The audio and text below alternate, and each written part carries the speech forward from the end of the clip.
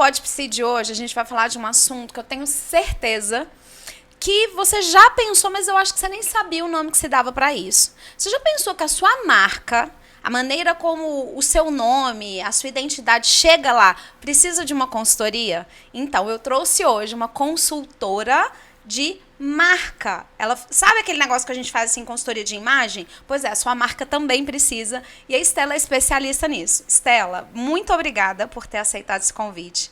Seja muitíssimo bem-vinda. E, por favor, se apresente e conta pra gente que negócio é esse de consultoria de marca. Bom, primeiramente eu queria agradecer o convite. Me chamo Estela Cavalcante, né? E estou trabalhando, né, agora com foco mais voltado exatamente para estratégia de marca, né, com consultorias, justamente para trazer, evocar essa autenticidade que cada empresa traz com história, legado, tudo isso na imagem da marca, nos sentidos da marca, né? Então, estamos aí com esse desafio, eu tô amando. É porque a marca, ela é uma persona. Sim. Né? Sim. Do mesmo jeito que a gente se arruma, por exemplo, você se arruma para ir para um casamento, é uma persona, não deixou de ser você. Aí você se arruma para ir para um pagode, não deixou de ser você, mas em cada uma você vai apresentar uma imagem, uma identidade diferente, mesmo sendo a mesma pessoa. Eu acho que a marca também tem um pouco disso. E, gente, não é por nada não, mas eu tô fazendo essa consultoria de marca, já vai ter novidade, já que essa mulher tá cuidando da minha marca, se preparem. E muitas das vezes, o que eu percebo? Por exemplo, eu posso falar desse aspecto da psicologia. A galera vai lá, faz uma logo, pega o próprio nome dela, dá uma estilizada e solta isso no mundo. Sim. E a maneira como nós estamos construindo a minha marca, eu percebi, e por isso que eu te trouxe aqui, que é muito mais do que isso. E é um universo que nós psicólogos, nós da área da saúde, a gente não conhece muito.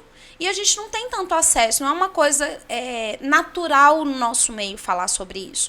O máximo que você contrata é um design para fazer uma logo, ou só a sua assinatura, faz um cartãozinho e beijo, tchau, é isso. E às vezes usa isso o resto da vida, tá? Nem dá uma repaginada no negócio. É verdade. Como é que é essa construção dessa marca, Estela? O que isso pode ajudar, por exemplo, nós, profissionais da área da saúde? Bom, primeiro que quando a gente fala do psicólogo em si, que atua ali, né, no consultório e tudo, ele está evocando ali a marca pessoal dele, né? Então é uma marca voltada muitas vezes para o profissional que carrega o próprio nome como identidade, né? Isso. Então nesse ponto é muito interessante quando a gente trabalha, porque quando eu faço a consultoria, eu faço tanto para as empresas como para a pessoa que é marca pessoal, que ela carrega o próprio nome. Mas é muito interessante quando a gente trabalha com marca pessoal, porque a gente pode trazer muito dos hobbies, das experiências que a pessoa tem, da história, né? E atrelar isso tudo à vida profissional dela, né? Não precisa ser aquela coisa engessada. Para a gente construir uma narrativa que essa pessoa ela tenha flexibilidade com essa marca para poder trabalhar nas redes sociais, no site, que é algo mais corporativo, em todas as frentes, como você colocou, igual quando a gente... eu vou para um pagode, eu vou para um ambiente de trabalho, mas ainda estou sendo a Kelly. Então, são essas vertentes, essas facetas da marca, né? Então, é muito interessante quando a gente trabalha. E quando a gente vai mergulhar mais a fundo para a construção disso, a gente percebe que o logo, ele é muito superficial. Porque se você for pegar, por exemplo, uma experiência com uma pessoa que é cega, qual é o contato que ela tem com a sua marca? Se a sua marca só é um logo, né? Ela não vai ter nenhum tipo de experiência com a sua marca. Mas se ela tem uma vivência com você de outras formas, você vai ter que mapear esses sentidos para evocar a mesma sensação que o logo passa. Então, e como é que seria, por exemplo, de eu comunicar essa marca de formas que não seja só o visual, os outros sentidos? Como que seria isso? Esse é o lugar mais rico. Primeiro a gente busca no imaginário a construção de características que você busca evocar. E aí dentro disso a gente sempre bebe de duas fontes. O presente, o que você é, né, como pessoa, de forma universal. E o futuro, o que você projeta ser. Porque nisso está o caminho, né, é o trajeto que você vai percorrer para se transformar, não perdendo sua essência, mas se transformando naquela faceta que você quer passar, né? E aí dentro disso a gente mapeia algumas características, alguns atributos.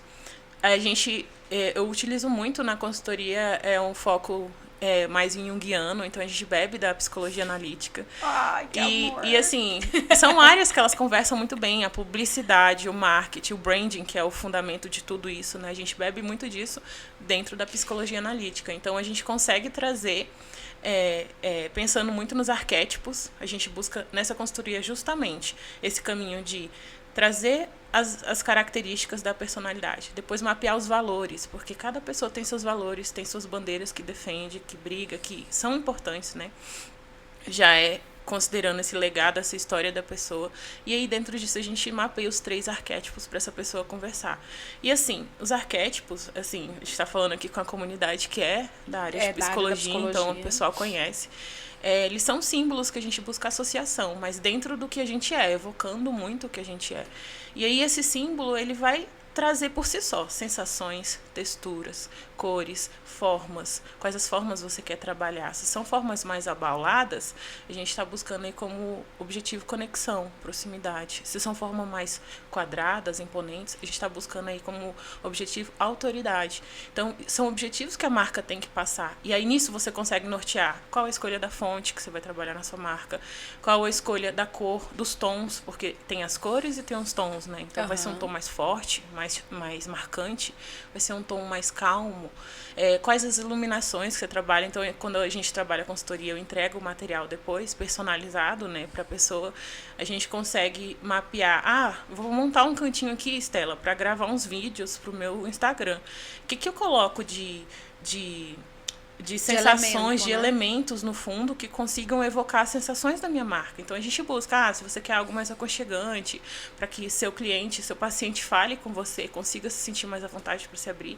É interessante trabalhar com iluminação mais amarelada, mais aconchegante, as luzes de filamento. Vou trocar as luzes do consultório essa semana. Então, assim, dá para trabalhar muita coisa. Eu quando fui comprar as diábadas, eu lá sabia que tinha tipo de cor amarela. Nossa, me dá um monte desse negócio aí, os paflon, né? Que colocou tudo lá.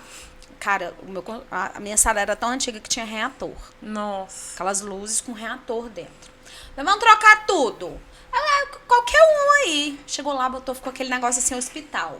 Aí tá me irritando. Irrita. Vou trocar todos. Gera na gente uma sensação de emergência, de alerta. E quando a gente pensa no cérebro primitivo, são associações muito claras. Então, a escolha da fonte, a escolha das formas, a gente consegue muito mapear tudo isso. Até, vamos supor, você vai fazer um post lá, vai direcionar o design e falar assim, preciso fazer um post aqui para patrocinar um curso que eu estou vendendo, um exemplo. Certo. A forma do botão, clique aqui e saiba mais. Vai ser quadrada ou vai ser redonda? Você escolhe isso baseado em quê? No gosto do designer? Eu acho que sim, né? Sim, acho que normalmente sim. é assim que a gente escolhe. Então, assim, mas se aqui. você tem um material que norteia a sua marca de diferentes formas, visual, sensorial, o cheiro para sua marca, se o seu consultório vai ter um cheirinho, ele evoca o quê? Quais sentimentos ele evoca? Então, tudo isso... Hoje lá é breu branco. Então, tudo isso tem uma associação. E tem que ter um objetivo, porque a sua marca, apesar dela evocar quem você é, ela precisa ter um objetivo de conversar. Olha, Estela, eu tô entendendo que eu vou ter que começar minha vida do zero, entendeu? Eu vou ter que começar tudo de novo porque depois às vezes dessa conversa. A gente escolhe, às vezes, as coisas aleatoriamente, mas a gente não tem ideia de que a gente passa uma mensagem com aquilo. E marca nada mais é que isso, reputação. Seja ela construída estrategicamente, seja ela construída aleatoriamente. Ela é uma reputação. O que falam de você quando você não está presente em uma sala é a sua reputação. Né? O que indicam, fulano de tal indicou você. Ele indicou falando o quê sobre você? É a sua reputação. Então, marca isso. Então, a gente tenta mapear todos os sentidos, tenta trazer as sensações que você busca evocar dentro dos objetivos que você busca passar, né? Então, se conectar, se desenvolver como profissional para poder construir, né, uma carreira sólida. Tudo isso como objetivo de marca a gente busca trazer para dentro do objetivo da sua marca. Porque não adianta nada a gente trabalhar muito sobre inconsciente coletivo, arquétipos, estratégias de marca, se aquilo fica muito no mundo das ideias. Então, a gente precisa trazer para a prática do negócio. Né? Então, assim, para o gargalo do dia a dia ali. Estela, eu preciso aumentar meu ticket médio, vender mais, eu preciso faturar tanto por mês. Como que a gente busca trazer isso de uma forma autêntica, sem eu parecer comercial, que eu só estou me vendendo ali? Então, tudo isso é norteado, tom de voz, como é que você conversa com o seu público-alvo. Você precisa entender isso. Então, nesse processo de consultoria, a gente conversa muito sobre esses assuntos, né? Na construção da marca em si depois, né? A gente leva tudo isso em consideração para poder, de fato, construir o logo, construir... Quando você fala construir, fica parecendo que a gente, tipo assim, cria uma imagem que não é a pessoa. E o que eu tô percebendo, né? Corroborando aqui com a tua fala. Eu tô percebendo que é exatamente ao contrário. Não é construir uma coisa que não é. É construir a essência daquilo, é mostrar a essência daquilo que eu sou. Porque quando a gente foi conversando, né, que a gente foi desvendando os valores, os arquétipos, e foi chegando nesse lugar, tipo, olha, esses 3 arquétipos aqui te definem. Eu fui trazendo tanta coisa que eu já vim construindo, de marca, de cor, de identidade, mas teve uma que foi com a Kellen Amorim. Ela é um ser humano fantástico. É o segundo podcast que eu cito o nome dela aqui e ela desapareceu da minha vida. Não consegui mais falar com ela. Inclusive, se estiver assistindo, Kellen, volta pra nossa vida, tá? Você faz falta. Que foi a consultoria foi o branding pessoal. Hoje, com você construindo a minha marca, tudo que eu trabalhei com a Kellen tem feito muito sentido. Porque, inclusive, os arquétipos que apareceram faz muito sentido com a forma como as pessoas me descreveram para ela. Porque ela manda um questionário muito extenso. É aquele que você falou que E eu você mandei fez pros uns amigos 50. e pros inimigos. Mandei para 100 e tantas pessoas. Isso é ótimo. E os inimigos também responderam. Mas a maneira como as pessoas me veem faz muito sentido. E isso está sendo levado em consideração agora na construção da marca. Porque naquele momento eu estava trabalhando na minha marca pessoal. Eu, Kelly, como eu me apresento. E agora nessa construção da marca, junto com a Kelly, nossa, tudo que eu trabalho, depois inclusive eu vou pegar o material, eu tenho todo o material dela e vou te mandar. Legal. O questionário, a maneira como as pessoas me veem, a imagem que eu passo através da minha roupa, da minha imagem, do meu cabelo, tudo isso comunica muita coisa. Por exemplo, na época que eu fiz a consultoria com ela, eu usava um cabelo bem bob long, bem reto, e a gente entendeu que essa comunicação, eu amo, mas ela não era convidativa, ela era muito distanciada. A ponta, e aí, cérebro primitivo, a ponta é alerta. E aí a gente começou a usar mais ondas no cabelo, que é o mesmo cabelo. Existe um experimento, ele foi feito lá em 1900, muito assim, muito arcaico mesmo, por vários psicólogos, e que eles definiram exatamente isso. Eu posso até mandar para você, fala sobre um efeito Kiki-Buba.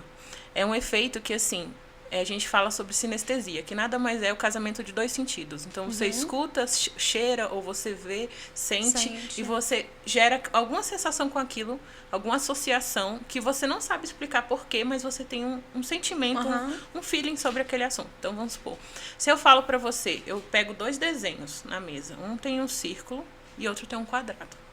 E eu falo pra você, qual que se chama Kiki e qual que se chama Buba? Eles fizeram esse experimento com muitas pessoas.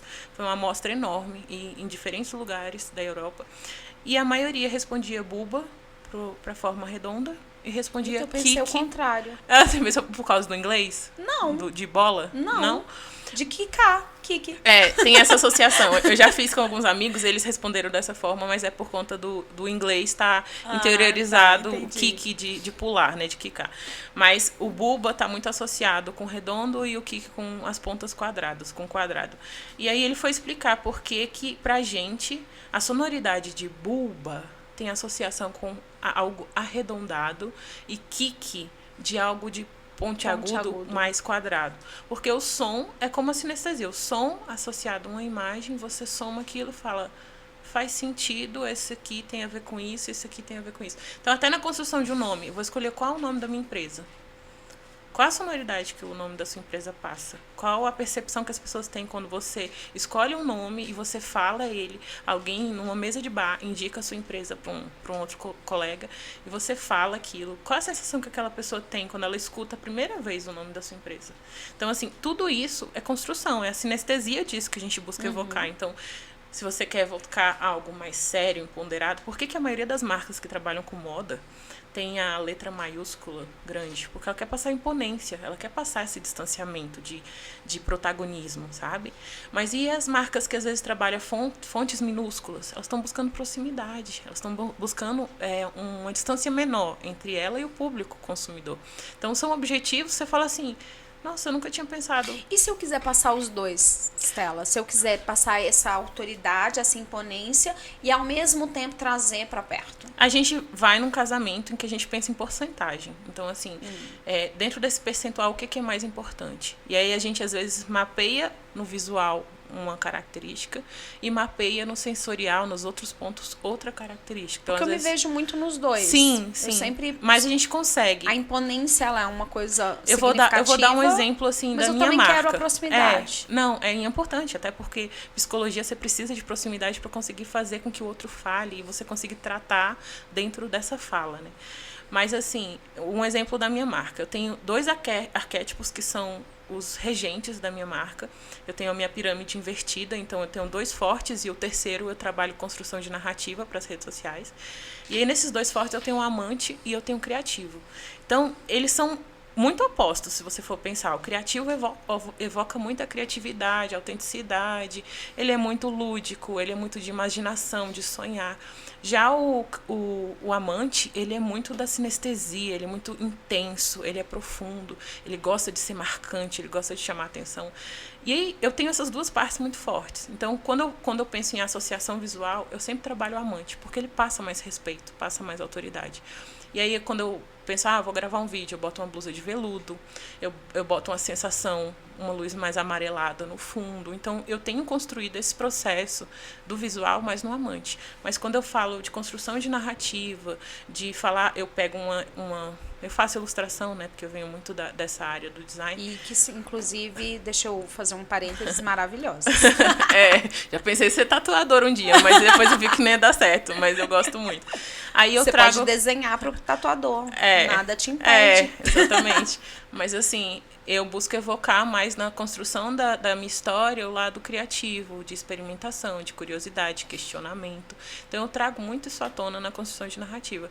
E a gente vai dançando com esses arquétipos, eles todos têm suas simbologias, suas associações, e a gente vai brincando com os atributos deles. Claro, sempre evocando o que tem em nós. A gente não vai passar uma imagem de algo comprado, que é ali, terceirizado. É algo que está dentro da gente, né? Então, é dentro dessa construção de autenticidade que a gente vai trabalhando muito na consultoria, evocar coisas que estão no seu inconsciente, que é justamente da psicologia analítica, trazer para o consciente. Você sabe por que o marketing, a comunicação foi tirada da psicologia, né? Não. Senão a gente não era a gente era o próprio Satanás. Deus me livre. Imagina, a gente, tipo assim, com tudo que a gente conhece da psicologia, ainda, junto com isso, essa coisa da persuasão. Sim. Porque dentro da psicologia clínica, por exemplo, a gente não trabalha tanta persuasão. Sim. Talvez seja o que a gente menos trabalha até, Sim. é a persuasão. Imagina toda essa parte de comunicação dentro da psicologia. O conhecimento, ele pode ser usado para o bem e para o mal, né? Como você utiliza isso, o pessoal fala lá da publicidade, tem um nome, esqueci agora o nome, quando você trabalha aquela coisa do piscar, que tinha muito nos anos 80, eles proibiram, né? Que é uma publicidade que eles piscavam a logo no meio da propaganda, sei lá, da Coca-Cola. Era 1 milésimo de segundo. Jequiti tem isso. Jequiti tem isso. Só que a Jequiti ainda faz, só que o dela é um pouco mais, assim... explícito. O pessoal trabalhava assim, era 1 milésimo de segundo piscava, você não consegue enxergar ali inconscientemente, mas o seu inconsciente pegou. Aí o inconsciente, ele cata tudo, né? Ele não dá um minuto de sossego. E ele é muito primitivo, então ele trabalha muito com a sede, com a fome, com a subsistência, com a proteção, com a segurança. Então, nesse lugar, você vai sentir intuitivamente ali sede. Eu vi um borbulhar ali de uma bebida preta. Sede, deixa eu beber água, porque basta as pedras da vida, eu não preciso ter pedra no rim. Exatamente. A da vida a gente carrega, a gente ultrapassa. Do rim não dá. Então, é muito interessante. A gente, naquela época foi proibida, eu acho que ainda tem essas proibições, Deve tem ter os filtros. Algumas restrições, né? Sim, porque dá para utilizar para o bem e para o mal. Toda essa informação e vai muito de cada pessoa, né? Do seu senso ético, moral, de utilizar da melhor forma, né? E construir aquilo de uma forma autêntica, porque as pessoas sentem também, elas não são bobas. Então, elas sentem ali quando você está num papel ou quando você está em essência, né?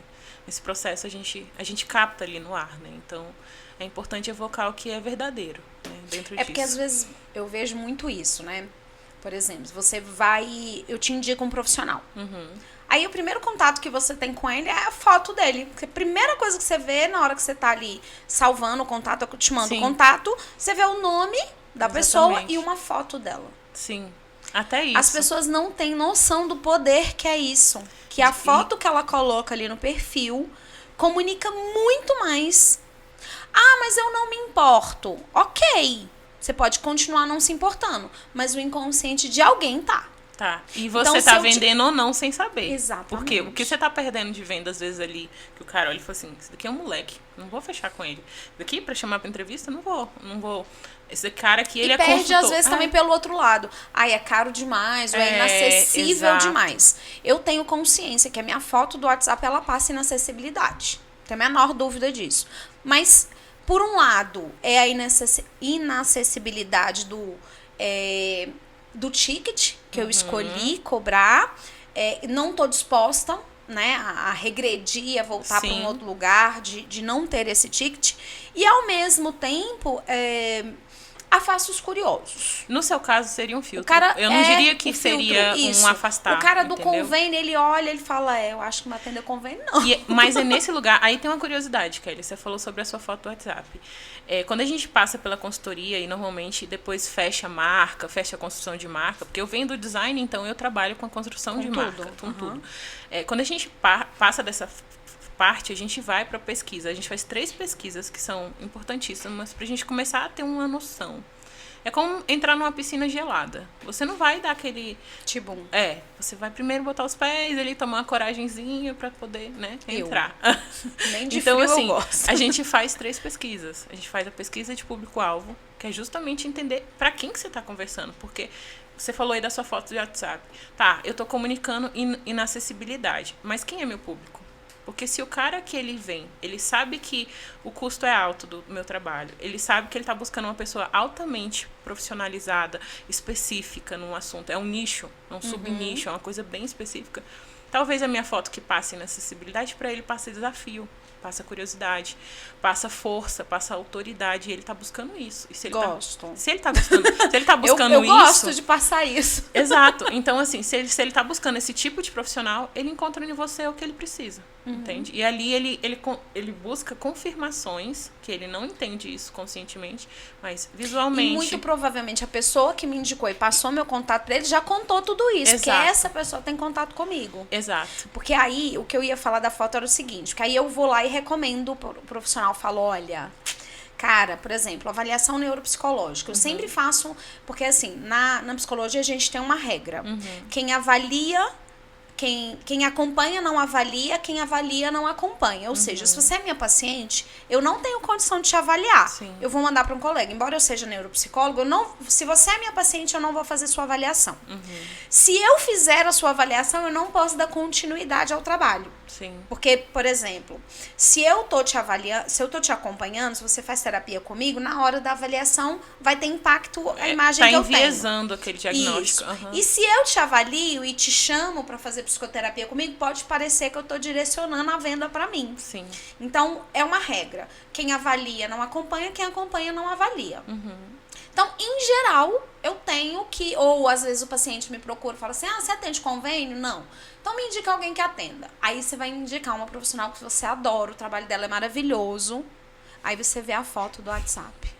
Deus, eu tenho vontade de matar. Sim. Porque o cliente tá ali pronto, sabe?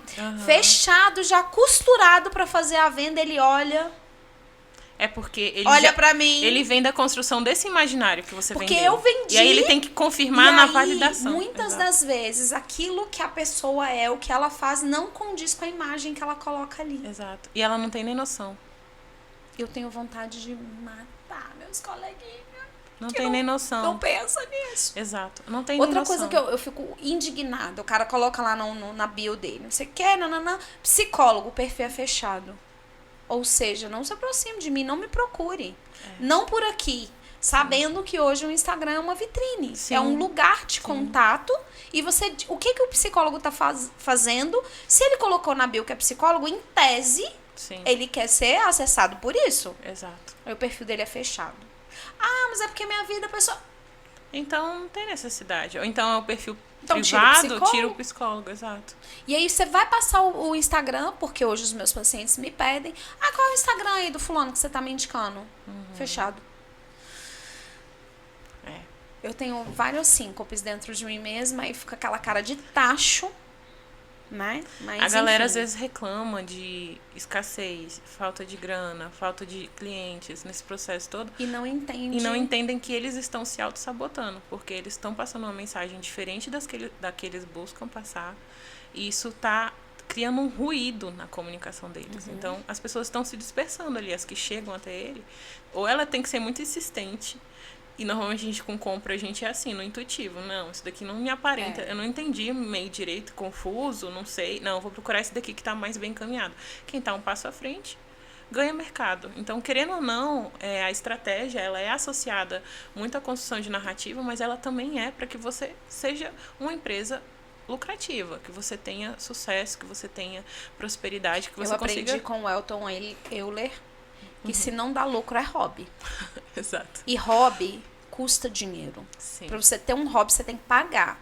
Então, muitas vezes, é importante a gente olhar para o nosso negócio e pensar, isso é um hobby ou é um negócio? Porque se for um hobby, só vai te tirar dinheiro. E aí você Se separa for valor. um negócio, tem que te trazer dinheiro. Exatamente. Então, tem muita gente brincando de ter um hobby com a psicologia. Eu não, não paga minhas contas. Então, é hobby. Porque tá te levando dinheiro. Sim, com certeza. E leva, porque não tem como. Não tem como. Separa um valor do seu orçamento para aquilo, então, porque é o melhor, né?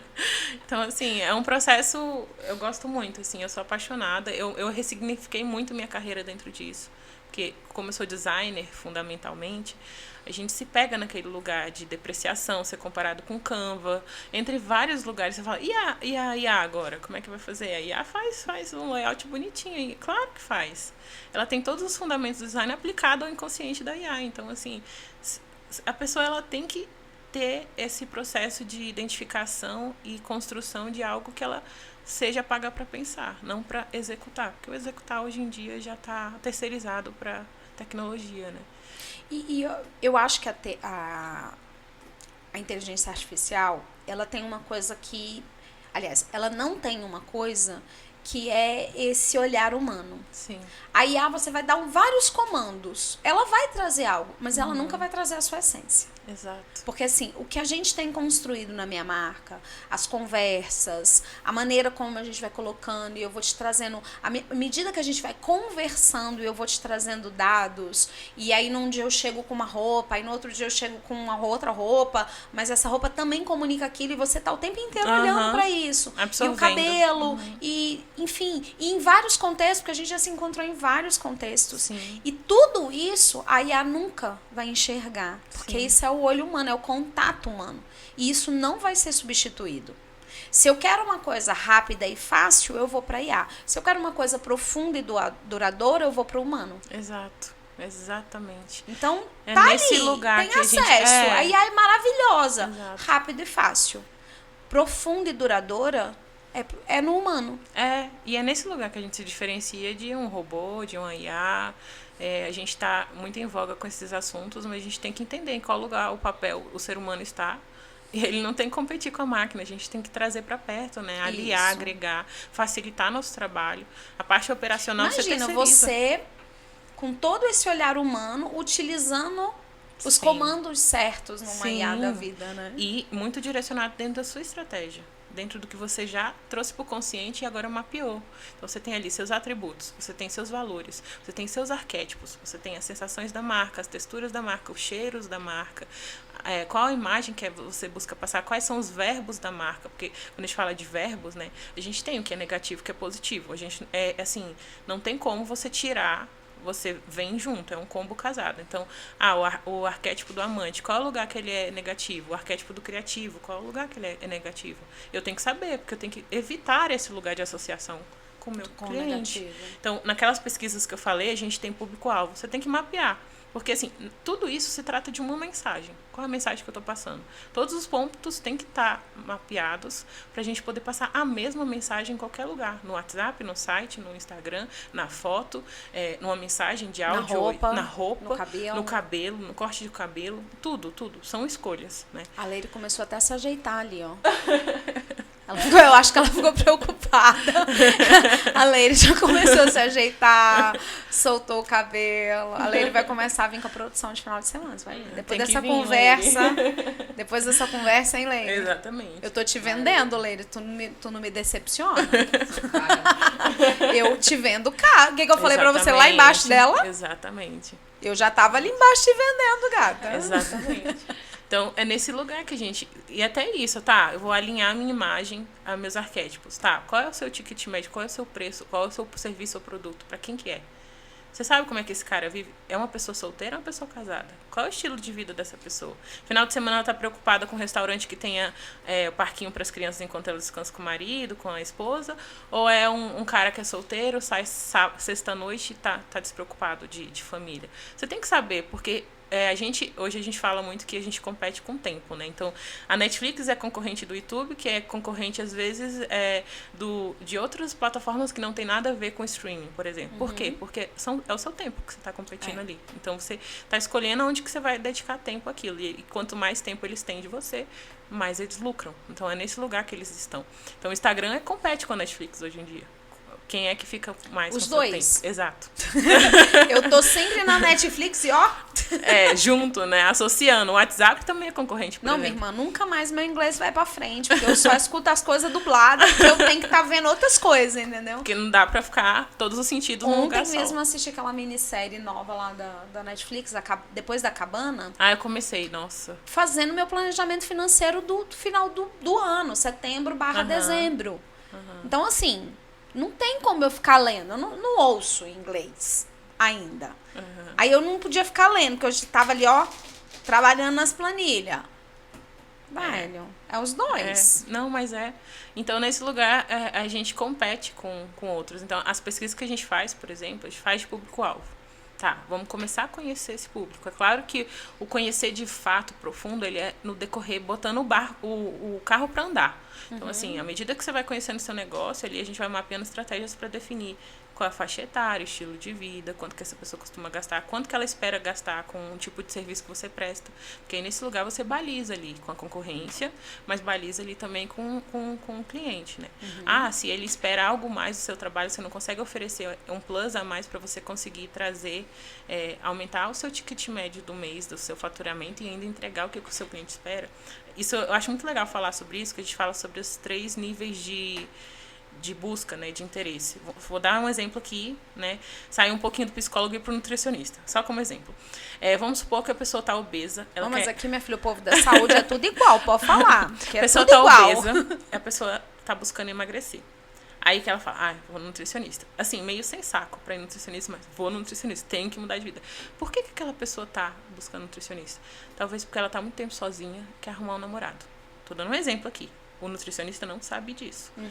Aí ele chega, se é um nutricionista que ele tá fazendo ali o superficial, ele vai atender ele, passar uma dieta, talvez vai medir ele, vai fazer uns exames, etc. Passar a dieta para ele. Mas se é um nutricionista que está preocupado em trazer reais transformações para a vida daquele paciente, ele vai tentar conversar, tirar um pouco mais de informação daquele cliente para falar assim, tá, mas por que você está querendo emagrecer? Além de saúde, né? Porque saúde é o básico. Eu tô sozinha, eu, sei lá, tive depressão, eu tô muito tempo sozinha, quero arrumar um namorado. Tô dando um exemplo. Legal, então, a gente tem um grupo que a gente compartilha os resultados dos nossos pacientes e a gente faz um encontro a cada 3 meses. Você não quer participar? Vai que a pessoa encontra alguém que está no mesmo objetivo de vida ali. Então, assim, são coisas que parecem simples, mas são soluções que você está mapeando o que de fato aquela pessoa busca para a vida dela. Então, ela não está só mudando a alimentação dela, pesando os alimentos dela. Ela está mudando a saúde dela, ela está buscando alguém que ela consiga ali, né? Então, quando a gente fala dos 3 níveis de busca, de necessidade, o cliente, quando ele vem, às vezes, muito para mim, ele está buscando um logo. E aí ele quer que seja rápido, seja barato e seja aquela coisa assim, que ele resolva sem pensar muito.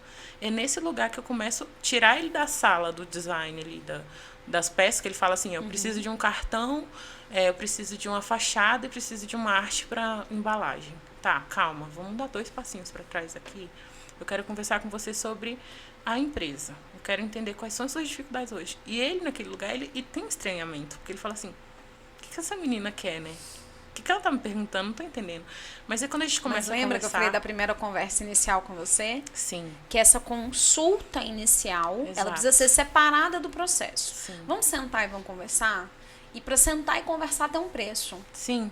E para produzir tudo isso aqui, aí é outro preço. Exatamente. Porque aí eu não tô falando do valor que eu entrego. Tem um preço essa conversa. Sim. Porque olha o nível de entrega que você Sim. tem. Olha o nível de informação que você está buscando acessar. O quanto você se preparou para chegar nesse momento e ter essa conversa direcionada para daí então conduzir o processo dele. Exato. Então tem uma consulta inicial e aí é o filtro. Porque na hora que você fala, olha, essa sentar e conversar custa tanto, e desta conversa é que nós vamos fazer planejamento, e você pode ou não continuar comigo para a segunda etapa. Sim. Ah, mas eu não vou pagar só isso para conversar. É um filtro. Sim. E o filtro ali, ele já é muito claro. Porque a pessoa que ela não dedica dinheiro, quem dirá tempo, que é muito mais importante que dinheiro, ela não está preparada para construir algo profundo.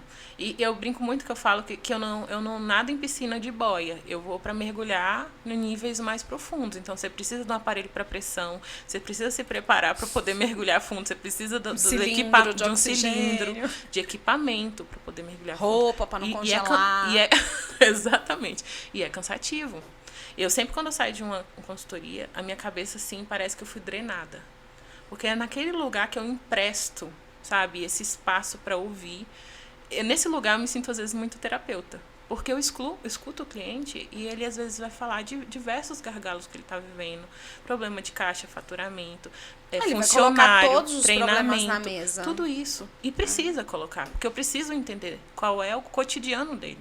Então, nesse lugar que eu falo, cara, se esses são seus desafios, a gente precisa trazer, claro, dentro da minha ótica de vivência e de experiência, essas soluções. Se os seus funcionários estão tendo problema para vender o seu serviço, você precisa fazer um treinamento intenso com eles para eles entenderem o que de fato é a marca. Quais os objetivos da marca, o que ela busca passar. E quem não estiver alinhada, é nesse lugar que existe um filtro ali, existe um corte, né? Existe um processo em que as pessoas compram de fato ou não aquela marca, né? Porque quando você fala de vendedor, a gente está nesse lugar de ser embaixador daquilo que é a essência, né? Então, a gente precisa passar exatamente essas sensações. E deixar de ser vendedor, né? O que vende a dor. Para ser o solucionador. De um problema. Porque, assim, quando essa chave virou na minha cabeça, eu muito parei legal, de vender muito a legal dor e passei a ser a promotora das soluções. Sim. E eu falo muito isso para os meus pacientes, não me dê um problema. Não me dê um problema porque eu vou te dar 10 soluções, você não vai querer fazer, então não bota problema na mesa, não. Exato. Porque eu vou te trazer pelo menos... Não, a gente está conversando aqui, Estela, e eu já tô aqui matutando milhares de coisas que a gente tem que conversar pro seu negócio. Gente, eu tenho que falar isso com a Estela. Porque para cada problema, a minha cabeça, ela tá direcionada. E isso não nascia assim, gente. Ninguém nasce assim. Focada para a solução. Sim. Porque, em geral, o cérebro primitivo, que você falou tanto dele, ele vai estar sempre focado em se defender. E a solução é atacar. Exato. Então, a primeira estratégia do cérebro é se defender. E aí eu trago para um outro lugar. Peraí, tá aqui. Ao invés de se defender, vamos atacar isso? Vamos fazer assim? Vamos rebater, fazer assado? Resolver. E aí as pessoas falam, mas você é psicóloga, você tem só que ouvir. Tem uma palavra muito forte para mim. Primeiro, que eu não tenho que ir nada. Exatamente. Segundo, que eu sou gestalt terapeuta. Eu tô ali no processo com o paciente. Sim. Eu não sou passiva dentro do processo. Eu estou no processo e eu faço parte dele enquanto terapeuta. Então, eu vou construir isso e eu vou fazer ele pensar assim nas soluções. E das 10 soluções que eu trouxer, e a gente vai debater, e essa vai funcionar, aquela não vai funcionar, e ele vai construir a dele. Ele não vai pegar a minha. E talvez ele precise pegar a minha emprestada num primeiro momento, até ele construir a dele. É a rodinha da bicicleta. Então, eu vou emprestar. E eu falo muito isso sobre propósito. Eu falo, não tem propósito, pega o meu emprestado. Ter paz na vida. Ninguém tirar a sua paz. Depois você constrói o seu. Sim. Aprendi isso com o Ivan. O Ivan fala, cara, vocês não têm ainda o centro ali da mandala de valores de você. Pega o meu emprestado. Paz interior. Se você tiver paz e se nada estiver tirando sua paz, está tudo resolvido. Sim. Tirou sua paz, é inegociável, porque está no centro da sua mandala. Então, essa alteridade, essa interatividade na construção da solução, para mim, é o meu diferencial.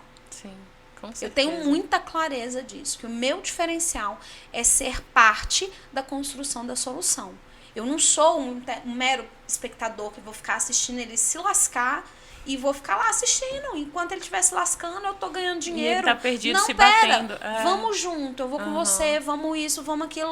Ele fica forte e pode ir embora. E nesse processo, normalmente, é muito difícil você ter clareza quando você tá dentro do processo. Você não tem clareza, você não se enxerga. Você tá como se tivesse um redemoinho ali, tentando parece se agarrar. Tudo faz isso, né? Tudo cega. Exato, então... O Flávio Augusto, ele tem uma...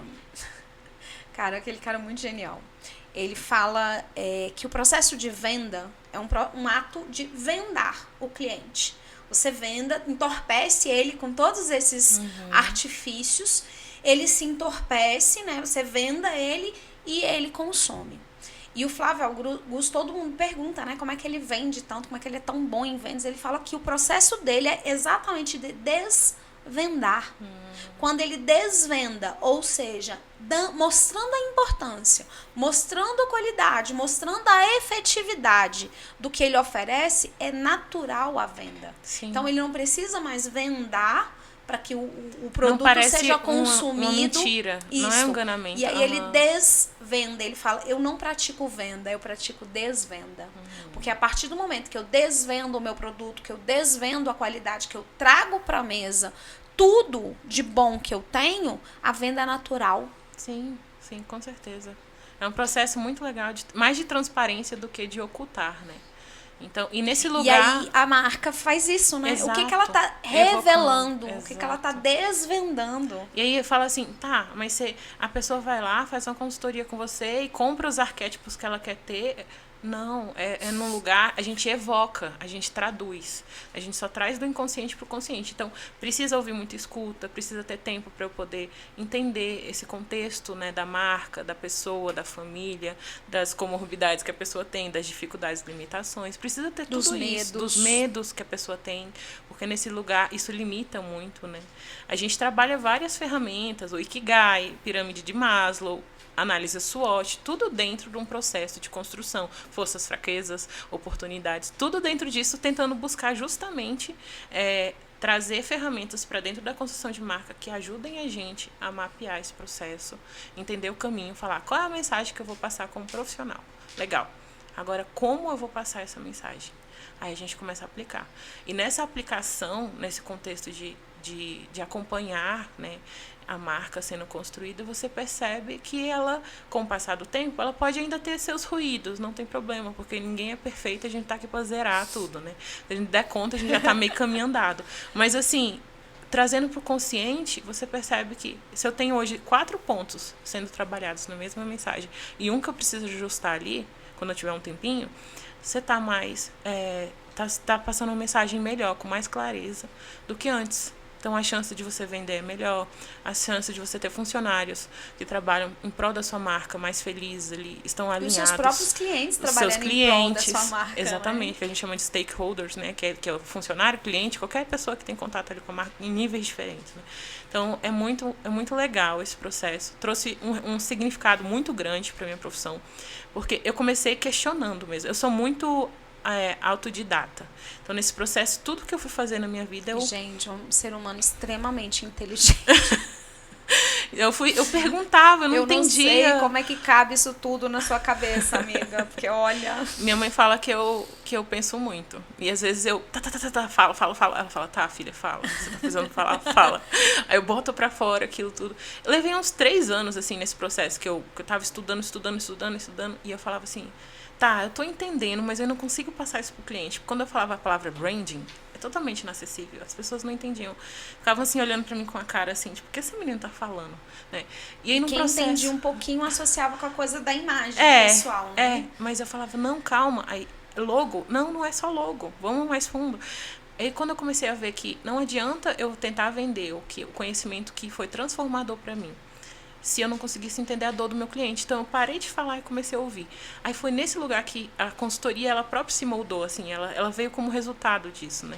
Eu falei, gente, eu tô fazendo consultoria sem perceber, mas, assim, num processo de ajuda do meu cliente. Aí, claro, a solução eu trago dentro da ótica do que eu aprendi. Mas o cliente não precisa saber qual é a palavra que é científica, que define aquilo. Ele precisa de soluções.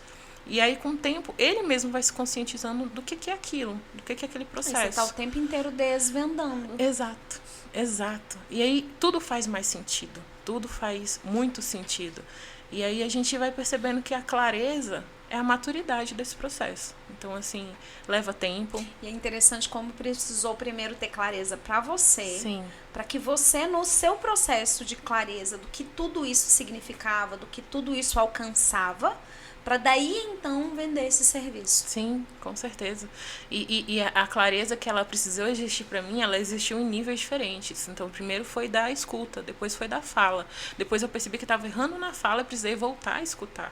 E aí eu falei, tá. Aí o cliente tem esse problema. Como que eu resolvo esse problema pela ótica do que foi transformador para mim? Aí agora eu trago a solução.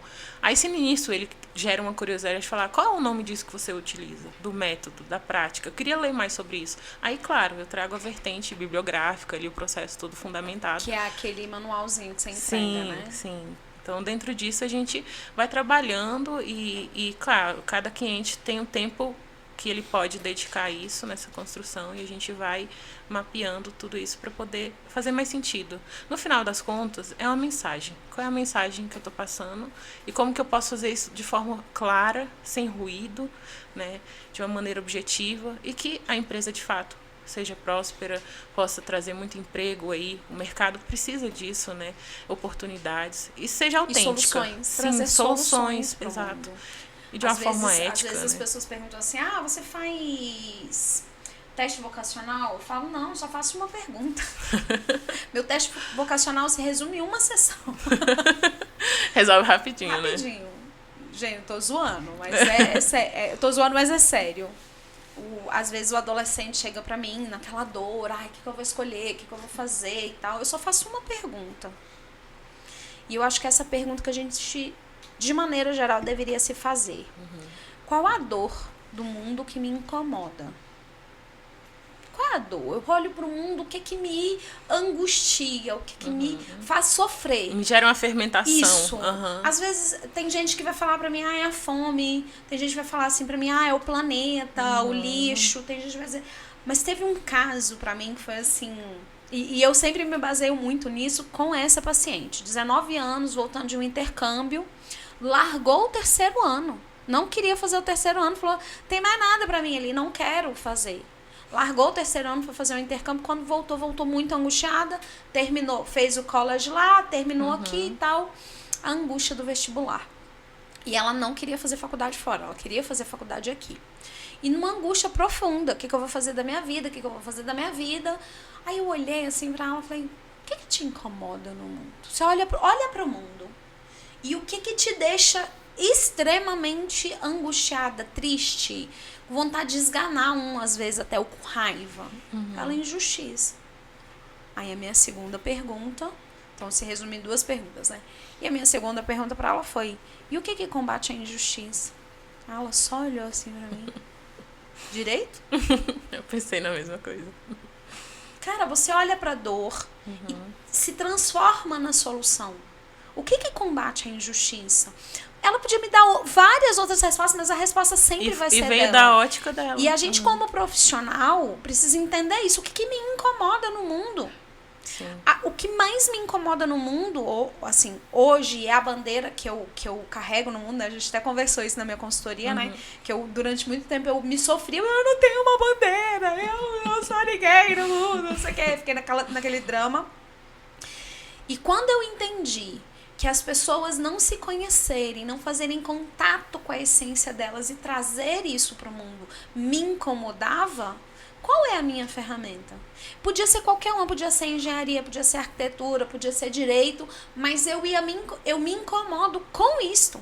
Sim. E para isso, eu podia usar qualquer ferramenta, eu escolhi a psicologia. Então, o curso, a formação, a profissão que a gente escolhe é um meio. É a ferramenta. Um meio de. Porque você encontrou no design uma forma de revelar as pessoas. Eu me vejo terapeuta de empresas, porque é nesse lugar aí que você falou dessa dor de a pessoa não se conhecer. Eu vejo tantas marcas que não se conhecem, não conseguem evocar isso. E você vê aquele logo batido que você for no Canva, tem 30 iguais. Sabe? E a pessoa acha que está se diferenciando por aquilo. E ela não é lembrada. Ela nem quer diferenciar, ela só quer um. Então, nesse processo, a gente trabalha muito, porque, vamos supor, a gente faz lá pesquisa de mercado, entender um pouco de tendência. Fez pesquisa de público-alvo, para entender um pouco quem é com quem que eu vou passar a mensagem. E entender, aí vamos para pesquisa de concorrência, porque eu preciso olhar para o lado e entender o que está acontecendo. Eu quero os pares ali, isso. Né? Vamos supor que eu quero, porque eu quero uma marca vermelha. Eu ainda não sei se isso faz sentido para os meus arquétipos, tudo, mas eu quero a marca vermelha. Se você tem um concorrente muito forte que é vermelho, você vai estar fazendo propaganda para ele. Infelizmente. Porque você não é conhecido. E na hora que você soltar o seu logo, se ele tiver alguma similaridade visual com o seu concorrente, você está fazendo propaganda para ele. Então, nesse processo, é esse seu objetivo? Ou é se diferenciar? É claro que existem inúmeros objetivos, tá? Que a gente brinca muito. Por exemplo, quando a gente fala de Coca-Cola, lá nos Estados Unidos tem essa vertente, é Coca-Cola e Pepsi, né? Aqui são outros concorrentes, né? Mas a gente fala de Coca-Cola e Pepsi. A gente sempre trabalha, assim, a gente vê isso, é uma coincidência, eu não sei se é coincidência, enfim, no mercado, os grandes sempre estão muito ali no arquétipo do herói, são arquétipos que evocam muito a autenticidade, a singularidade. O segundo, que ele sabe que ele é o segundo, porque ele não vai bater ali, talvez daqui a muitos anos, mas hoje ele não é, ele é o segundo. Ele às vezes trabalha no bobo da corte mesmo, porque ele vai zoar o primeiro, entendeu? Então ele trabalha... Exato, ele trabalha nesse lugar. Porque aqui o McDonald's, velho. Então você vai ver, aqui no Brasil tem a Fanta laranja, que tem muito arquétipo do bobo da corte, brinca nesse lugar. Ele zoa, a Coca-Cola vem com os ursos polares, vem com o carro no Natal, que evoca toda aquela sensação de nostalgia, de família, né? Do compartilhar, que é muito arquétipo do inocente. Mas você vai ver que o segundo, ele tá evocando a zoeira, a brincadeira. Ele busca o divertimento como objetivo, mas pela alegria do outro, ele se coloca num papel, às vezes, para poder alegrar. E é lembrado por isso. Sim, e ele se diferencia muito do primeiro, porque ele sabe que ele tá o segundo na categoria dele ali. E ele não perde, ele ganha espaço com isso. Então, assim, a gente busca ser memorável. De qual forma? Tem inúmeras. Então, assim, é importante a gente entender esse processo todo. A psicologia, ela é muito... A gente bebe muito da psicologia para falar de publicidade, marketing, propaganda, branding. Bebe muito. Assim, é muito rico. Eu, assim, quando eu era mais nova, o pessoal falava, você tem que fazer psicologia, porque você é uma amiga muito boa, você escuta, não sei o quê. Mas assim, no fim das contas, tá todo querendo ou não, mundo tá atrelado ali, precisando fazer isso Sim. de alguma forma na Sim. sua marca, na sua empresa. Exatamente. Na escuta ativa do cliente, na escuta ativa do funcionário. Sim. Cara, a psicologia, ela não tem um lugar que ela não caiba. Sim. Não precisa fazer a psicologia, é trazer a psicologia para o seu negócio. Ela é uma ferramenta. Exato. Stella, diretoria... ela fica me podando, velho. Eu queria ficar aqui umas 3 horas, mas ela não quer dar lá, cara. Sem vergonha dela. É um negócio, não é você não, né? Stella, assim, eu acho que a gente vai ter que voltar aqui mais vezes, né? Não vai ter salvação pra você, não. Mas eu queria que você dissesse assim, pra esse público, o público da saúde, o público da psicologia, os meus colegas psicólogos e até pra mim mesmo, quais as 3 coisas mais importantes, assim, se a pessoa, desse vídeo inteiro, desse podcast inteiro, o que ela poderia, o que seriam as 3 coisas mais importantes que você gostaria de deixar de mensagem para quem tiver ouvido, né, a gente até aqui, ouviu a gente até aqui, já comenta que é arquétipo, porque a gente, né, não é obrigada a saber que você não veio até aqui. Mas quais as 3 coisas mais importantes para as pessoas saberem sobre elas ou sobre a marca delas? Não sei. O que você acha que são as 3 coisas mais importantes? Ou 4, enfim. Mas o que você gostaria que as pessoas saíssem daqui sabendo, assim, levasse pro coração mesmo? Eu acho que o primeiro passo é ter disposição. Eu acho que disposição é importante nesse processo para você... eu estou disposto a encontrar um caminho mais congruente, mais conciso, mais objetivo, que seja marcante, que eu lá na frente tenha algum resultado, mas eu preciso ter essa disposição. Esse é o primeiro passo. A impaciência, ela pula etapas que faz com que a gente perca a vista da viagem, sabe? Então, acho que a disposição seria o primeiro passo. O segundo é olhar para dentro, tá? Vamos botar em 4 passos? Pode. O segundo seria olhar para dentro. Como é feito isso, se é feito pela consultoria, se é feito você com você mesmo, olha para dentro, tenta entender, né? O terceiro passo eu diria que é olhar para fora, olhar para o mundo, é um contexto, porque não adianta você querer gritar para o mundo a sua verdade, a sua mensagem, se você não traz num contexto de como que isso é, qual o contexto de onde você tá, né? Quem vai te ouvir, como que isso vai ser falado, né? E no final disso tudo, a gente tem que pensar na mensagem que você busca passar majoritária, porque quando a gente vai falar da consultoria, dos símbolos de associação, a gente quer ser tudo que é positivo, que a gente busca ali. Mas nem tudo a gente é. Você foi muito objetiva nesse processo quando a gente fez. Você falou assim, eu queria muito ser isso daqui, mas eu não sou. Não adianta eu buscar essa associação, porque eu não sou isso aqui. Então, é um ruído. E aí, nesse processo, é um caminho de autoconhecimento mesmo. E depois que a gente conhece um pouco, a gente busca evocar isso. E nesse lugar existe a maturidade, porque é um trajeto, a gente fala de branding, ele tá no gerúndio, no ING, porque ele é contínuo, ele não termina. Não é uma coisa que acaba. A consultoria é o primeiro passinho ali, é um raio-x que a gente está fazendo, só uma chapa, sabe? Porque é bem profundo o caminho. E nisso a gente consegue encontrar a minha forma de dizer minha verdade. E aí eu vou passar isso. Agora, quais os desafios? O desafio cotidiano é como passar isso. Eu já sei o que é, agora é como passar. Então, o como a gente vai descobrindo com o carro andando. Ele não vai ser depois que o carro estiver estacionado, blindado, parado. Vai ser andando, sabe? Aí você vai aprimorando. Mas eu acho que nesse processo todo existe mais autenticidade, existe mais verdade, a diferenciação. Eu acho que na autenticidade não existe comparação. Eu acho isso lindo, porque a gente se compara muito nas redes sociais. Quando você olha para dentro, você percebe que não adianta se comparar com fulano, ciclano. Ele não tem a história que você tem, ele não vem de onde você veio, ele não passou pelas oportunidades e desafios que você passou. Então, você nesse lugar você tem que olhar para dentro, enaltecer o que tem de belo em você. Então, assim, não existe comparação, cara. A gente tá aqui junto. Dá a mão e vamos, sabe? Então, assim, eu acho muito legal. E não é eu contra você, é nós juntos, né? exatamente. Não sou eu contra você. E quando eu melhoro pra tá mim, junto. eu melhoro pra você, e você melhora pra você, você melhora pra mim. A gente ganha, sabe? É uma ajuda mútua. Então, eu acho... De forma geral, não tô colocando aqui minha metodologia, tô falando de forma geral, um conselho seriam esses passos, sabe? Assim... A gente conseguir ter disposição, olhar para dentro, olhar para fora. Mas já que você tem uma metodologia, fala aí para as pessoas como é que elas te encontram, o seu @, como é que seria, né, contratar, como é que as pessoas podem fazer, se elas tiverem interesse de contratar esse serviço, que gente, super recomendo, tá? Só para constar. Então, a consultoria é o primeiro passo, né? A gente vai passar por essa conversa inicial para entender e alinhar tudo isso, mas a gente vai para a consultoria. Da consultoria, a gente tem, quando a pessoa quer desenvolver, fala, tá, Estela, legal, você me entregou um e-book, que é um material personalizado, dentro disso aqui eu tenho meus atributos, meus valores, meus arquétipos. E agora? Tipo assim, você vai me soltar a mão? Não. A gente constrói a marca, né? Eu sou formada em publicidade e propaganda, sou designer há 12 anos, então a gente constrói essa marca juntos. E eu ainda tenho uma terceira etapa, que é a consultoria mensal, então eu continuo acompanhando a empresa depois, quando a empresa recebe a marca e reinaugura aquele processo todo, né? É loja, é serviço, seja o que for. E aí dentro disso a gente vai sendo acompanhado junto de uma maneira que eu consiga trazer soluções sempre. Vou dar um exemplo aqui para terminar, tá? É muito legal, assim, de gargalo. A gente trabalha com o Outback, ele é o arquétipo do explorador. Mas ele tem nas suas soluções muito o arquétipo do prestativo. Por isso que a gente brinca com a tríade, porque é importante esse casamento dos arquétipos. Eles têm um gargalo na cozinha de entregar um pedido, só que demora um pouco, aí dos 30 a 40 minutos. E o cliente, pelo ticket dele, pelo perfil, ele não tá a fim de esperar muito.